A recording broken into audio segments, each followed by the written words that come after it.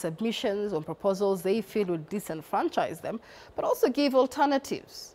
You know, say perhaps let's reduce the percentage of this motor vehicle tax. We've seen them, you know, propose, you know, scrap this altogether and instead maybe try looking for funds from doing ABC. So we have seen stakeholders actually bring up alternative measures for revenue generation. The concern is, will these views be put into consideration?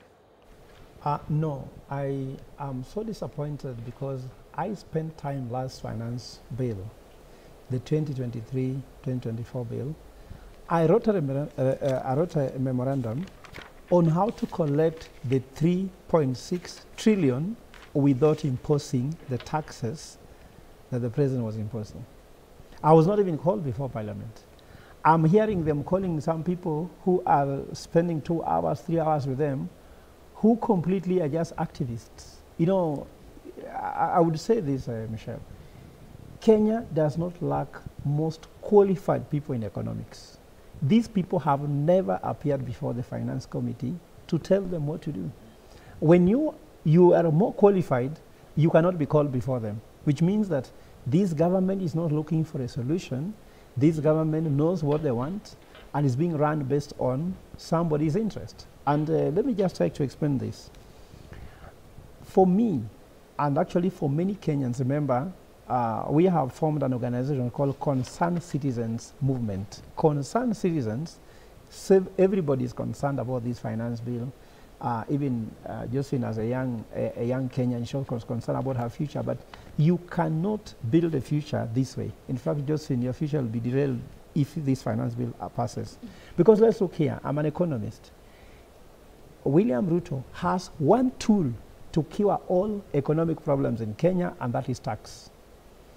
Kenya has one of the most diversified economy. Like if you look, we have agriculture, we have tourism, we have telecom, we have financial sector, we have insurance sector, which is also part of financial sector. We have very many diversified sector that one way approach cannot work. And the Kenya Kwanza government has this rule to say, either my way or the highway. That's why you see there's a whole division. If you do not take Ruto's highway, his way, you take the highway, which means now you see Deputy President, you're having a problem with him. If you don't take his route, take the highway. So it cannot be.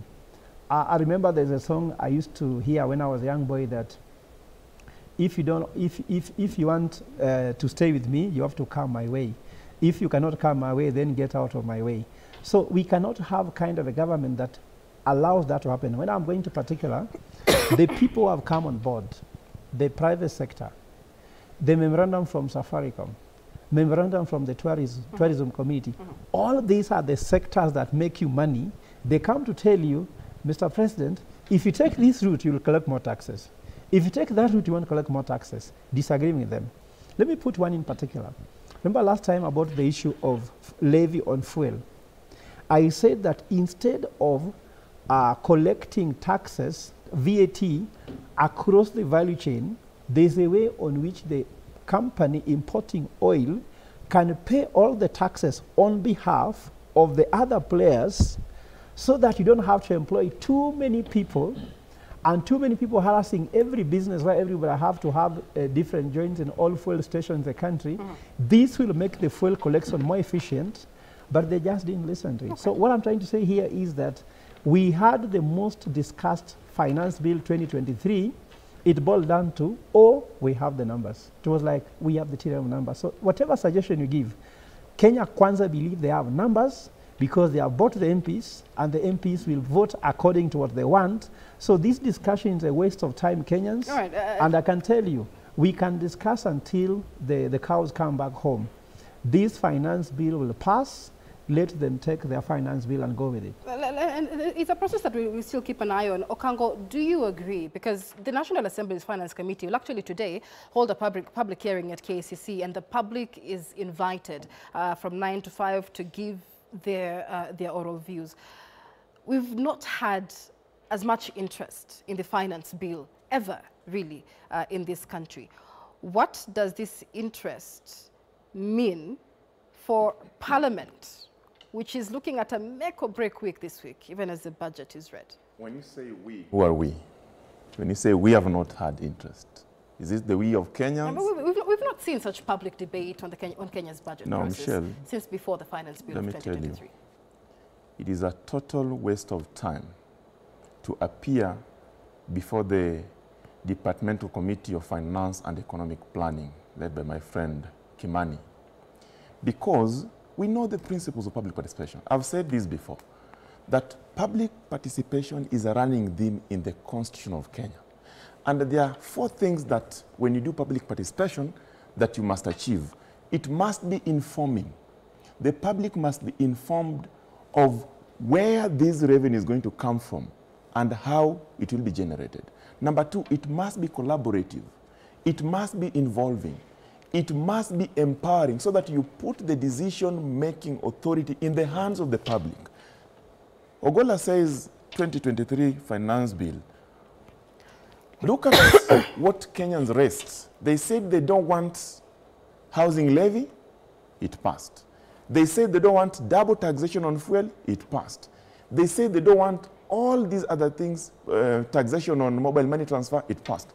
If you look at the institutions that have rejected Finance Bill 2024, interestingly, KWOPA, Kenya Women Association of Parliamentarians, have rejected it. Packaging are rejecting it because of the eco levy that is going to increase the price of bread by 9 shillings from 62, 400 grams to 74. Going to increase the cost of oil from 1 liter oil, 300 shillings to 364. It means there are certain provisions in the finance bill that will make life unbearable to the common man. The issue of digital economy, what they call digital content and digital marketplace, that is now being taxed foreigners 20%, residents 5%. It's actually discouraging investment in the digital economy. So what we are saying, as Azimio, this finance bill, when they do public participation, they do it because it is a requirement. They are not doing it because they would want the views of the public to be factored in the final decision making. That is the strange bit about it. We are telling the people of Kenya that it is dangerous to criticize this public bill in sections, but it is better to reject this public, to reject this finance bill 2024 in total, wholesomely. Because if implemented as is, the Kenya Association of Manufacturers have told us that they were intending to grow the economy to the tune of 10.9% to the GDP, but it has shrunk because of punitive taxation. The tax regime do not favor manufacturing. Kenya Kwanza, through their leaders, the Chair Finance, told Kenyans that, you know, if you want to invest, go and invest in Uganda, then import duty-free. Because they know that the taxation regime is bad. We are telling the people of Kenya, if Kenya Kwanza regime is intending to finish the middle class, they are intending to wipe out the poor through heavy taxation. Because we are not saying we should not pay taxes. We should pay taxes, but never overtax. We have seen the trend of overtaxation. In fact, as a coalition, we have seen, when you look at the budget policy statement, we warned Kenyans that in February, that this Finance Bill 2024 was going to be worse than Finance Bill 2023, which is now an act. Kenyans are now seeing by themselves. Institutions that have professionals, stakeholders, have rejected the bill. Kenyans reject this bill. It is worse than any other thing you have ever seen. Josephine. If I am to speak on what both my colleagues have said, you have introduced us with our titles and who we are, but out of the titles, I have not heard anyone saying he has a profit. Because as you said, as I said before, we have a very hands-on government. And as you also pointed out, which is factually true, the government, the current regime has made citizens more political activists than ever before. And that's a good thing, especially for me as a young person. A lot of young people are now being involved in politics, which was never as before. Young people didn't used to vote. Right now, we are not only voting, we are also participating in these conversations, and that's why K24 has me here today, and I'm thankful for that. Now, if you're saying that this public participation and even the activism that we've had so far is not going to make a difference, and we're not even there yet, then what are your bases? I think I'd like to pose that question back to my colleagues here. What are your bases? Let's have a professor answer, then I'll come back to you. Yes. Yeah, first of all, you cannot go to your true north with the wrong map. When you want to go to Mombasa, and you are finding yourself that the map is pointing towards the escarpment, you are not going to Mombasa. And economics is predictive. We know very well that if you are able to increase taxes, you cannot be able to increase productivity. Because what is the Kenyan problem? Kenyan problem are two. One, we're having high debt. That's true. The second thing, we are lacking what's called economic stimulus. There's no economic activity. That's why production comes in and the rest. Under high taxation, there's no regime in the world that has ever been able to grow productivity with high taxation. And I know the president campaigned, and I'm happy also as the mayor campaign where Fred is, and they were telling us that they want to compare us with Singapore, isn't it? So Singapore is what they call the Kenyan dream, isn't it? In Singapore, we have the lowest taxation. That's why people are moving from UK to invest in Singapore. In Singapore, we have the lowest government expenditure. In Kenya, we have the highest government expenditure. And at the same time, we have the highest corruption in Kenya. In Singapore, we have almost zero corruption. So if you're looking at what Singapore is doing, and as which where they have gone, and we're looking at what Kenya is doing, Kenya cannot take the route of Singapore, and therefore we cannot wait here in failure. And that's why, as concerned citizens of Kenya, we decided not to waste time with finance bill. What we are doing now is to go for a recall clause, to amend the constitution on how you can recall the president, because we know that he's the one leading these people in the wrong direction. Because the bottom-up economic transformation agenda is basing on the philosophy like this, and Fred's mentioned, but not clearly, that let me tax the upper class and the middle class and give to the poor. Okay. As an economist, the best way to kill an animal or any organism is to kill what it eats. When you kill the middle class and the upper class, the poor will die naturally, because unakula from your boss. If your boss loses a job, of what use are you? So the economic model that the president is using is wrong. I said it before the election, the bottom-up economic model cannot work. All right. It has never worked anywhere. It won't work in Kenya, and now it is not working. I don't need to be a prophet. And at the same time, we are human beings. I'm baptized as a Catholic, as a priest, a prophet, and a king. And that one, God puts in us the prophetism that we have. So I cannot say I'm not a prophet, I'm a prophet. I'd like us to move on from this finance bill conversation. But members of parliament now find themselves in a bind, because as much as you say the public participation may not matter, Kenyans are really more interested, more educated, more invested in this entire process. What expectation then will that put on the member of parliament? Because you ask Kenyans to reject this bill, but it's that member of parliament who's representing them in parliament who will make the decision, really. Before I answer that, let me just answer her. She has said this is a government that is hands-on. Ruto government is not hands-on. It has never been. This is a government that is reckless, heartless, and careless.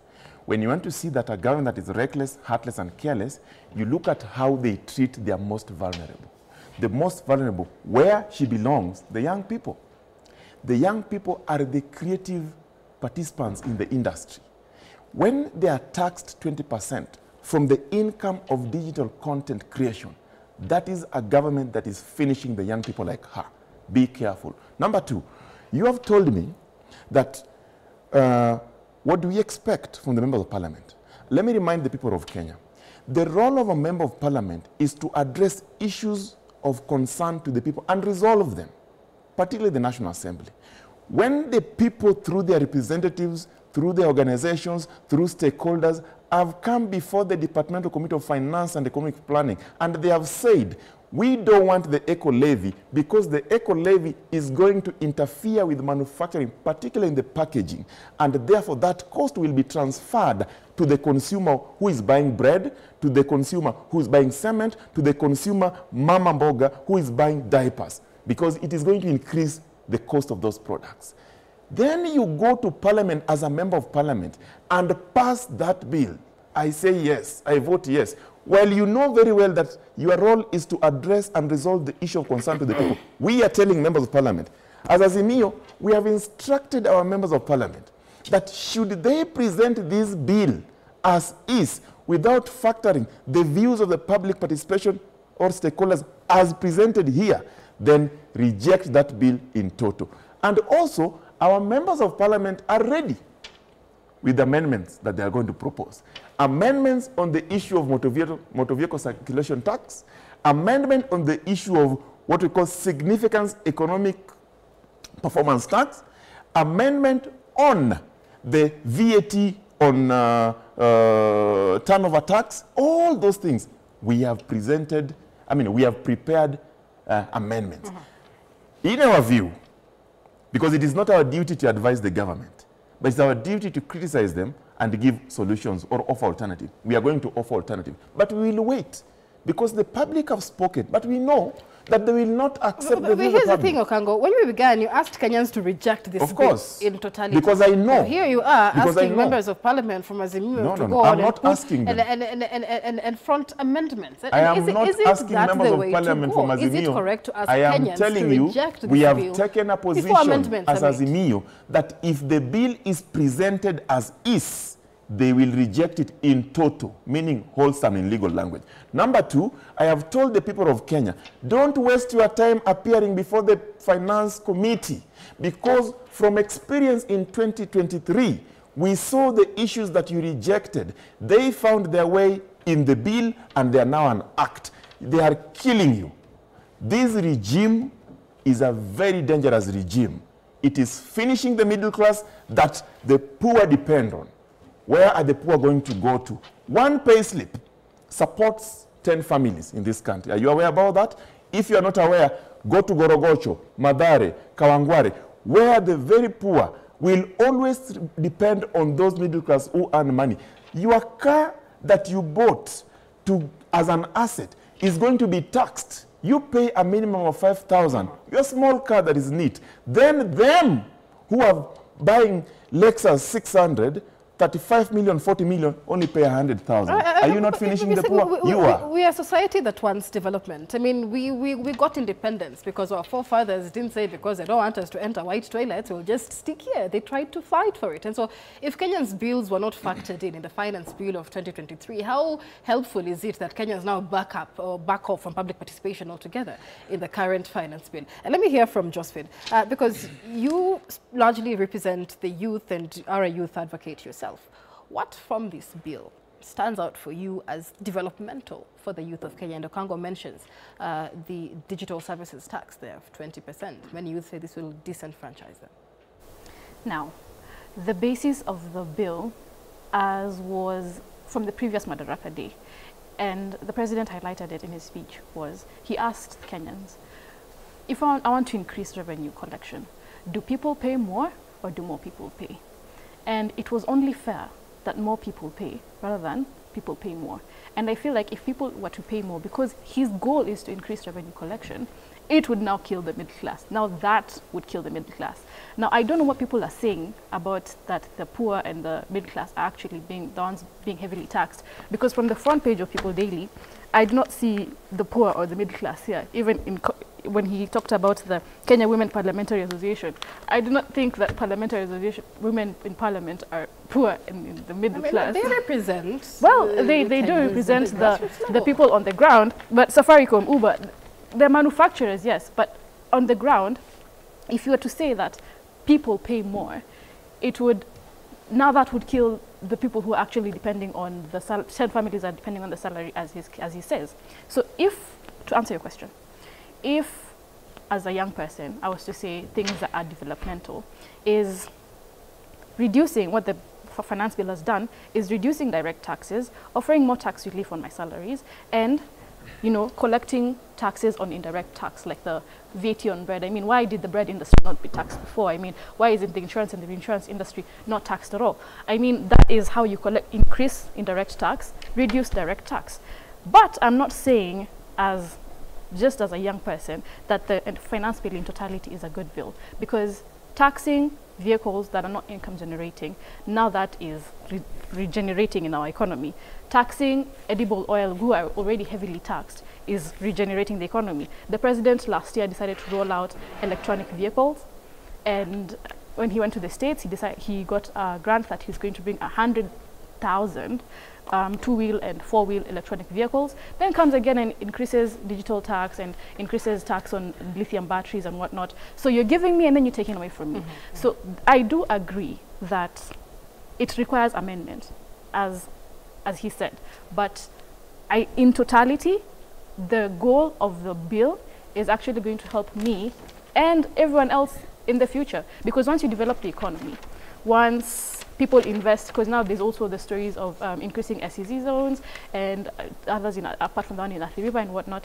If SEZ zones are increased, employment is increased, and production in general is increased, and the economy is better. Because as he said, economics is predictive. And if we're to run from the history of economics, since this regime came in, we have the strongest performing stock market right now. We have the highest gaining shilling. So if economics is predictive and we are to go with what has happened through the previous finance bill, I'm about to be a house owner at 24. I mean, I don't think that is a small feat, you know? Let's take a break. We'll be back with more on this conversation, even as Kenya gears up for the reading of the budget statement on the 13th of June. When we come back, we'll also be discussing what's making headlines on the front page of the Daily Nation. Respect Gachagua, Ruto now censures MPs. The rift there between the president and his deputy continues to elicit mixed reactions. Is the president finally stepping up to protect his deputy? The conversation is coming up in just a moment. Please stay with us.